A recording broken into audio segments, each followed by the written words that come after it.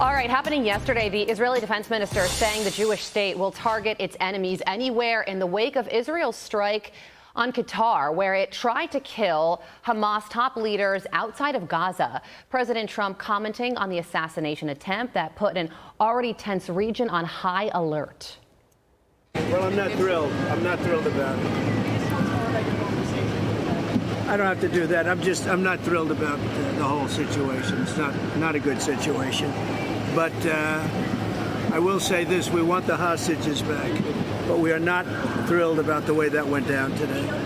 Ellie Kohanem is a former State Department Deputy Special Envoy and a senior fellow at the Independent Women's Forum, and she joins me now.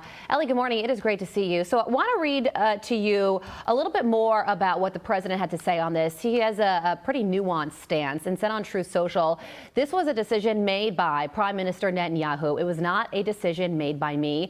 Unilaterally bombing inside Qatar, a sovereign nation and close ally of the United States that is working very hard and bravely taking risks with us to broker peace, does not advance Israel or America's goals. However, eliminating Hamas, who have profited off the misery of those living in Gaza, is a worthy goal. Was this strike worth it? Carly, good morning, and it's great to be with you. I would say that right now it's still hard to get the details of what transpired.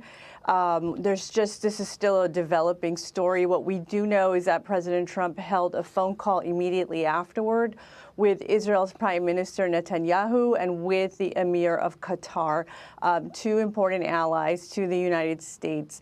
And as you heard, the president has called for the release of all hostages and an end to this war, which requires Hamas to disband and disarm. It is really the only way that this war will come to an end. And so we're seeing this develop right now.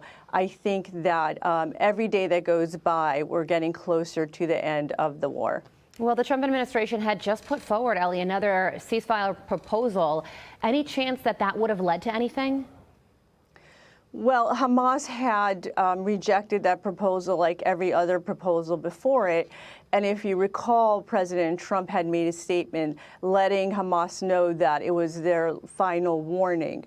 So, the Hamas has been given numerous offers over and over again to release the hostages and to disband, disarm, and bring this end to a war. The suffering of the people of Gaza is ongoing due to Hamas's refusal to accept Witkoff proposals and other American offers that have been made to them over and over again, and which Israel has accepted each time. Well, when it comes to the war itself, for the first time ever, Israel issued evacuation notices for the entirety of Gaza City. That took place yesterday.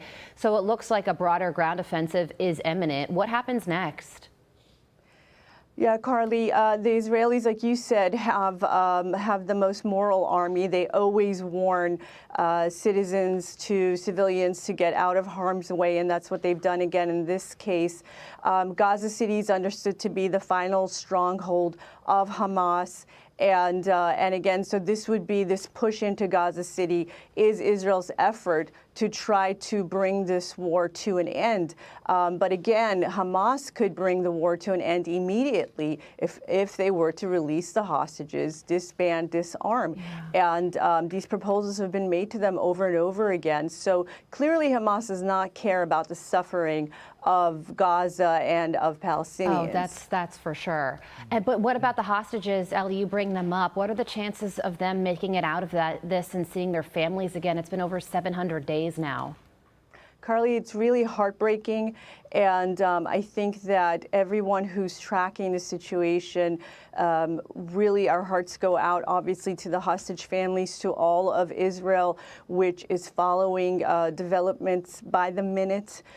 As you know, there was also a terror attack that took place the day before the Israeli strike, leaving a lot of civilians dead in Israel. So the situation is incredibly tragic. And what we do know is that the Netanyahu government is trying very hard to bring it all to an end and really create a better future for both Israel and the Palestinians. The situation is tragic, it's ongoing, and the president is hoping for peace. Eli Kohanim, former State Department Deputy Special Envoy, we appreciate you joining us. Great to see you as always. Thanks for having me.